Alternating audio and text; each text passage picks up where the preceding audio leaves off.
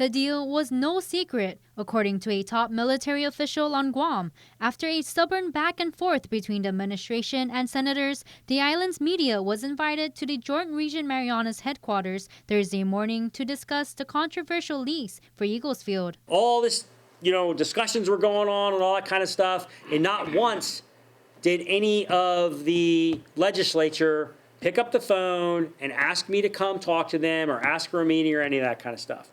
On what happened on Tuesday was the governor invited me, and the governor invited several members of the legislature to talk about this. Joint Region Commander Rear Admiral Benjamin Nicholson says prior to Tuesday, not one of the senators speaking out against the proposed lease approached him.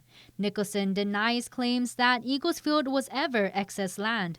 Although it was listed, the formal process for transfer had not happened. In January 2021, the Navy Secretary sent a letter to the governor in which Eagles Field was listed as excess land to be returned to Guam for public use.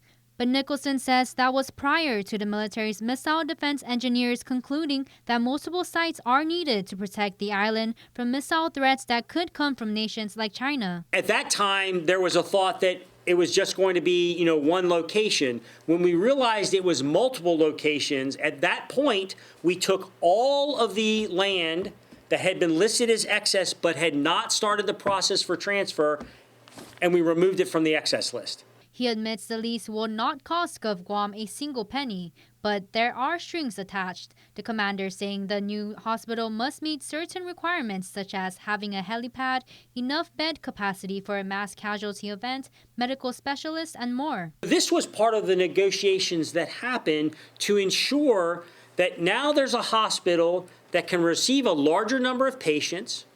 It has specialty cares that don't exist here on Guam or don't exist in the numbers here on Guam or don't exist within the DoD facilities here on Guam. If the new hospital does not meet the requirements or if the governor does not sign the lease, Nicholson says Eagles Field will be used for other military purposes, such as military housing. If the government of Guam chooses not to sign this lease within the next 30 days, then the Department of Defense reserves the right to revert the land to use for other military purposes. But the governor already announced she will sign it.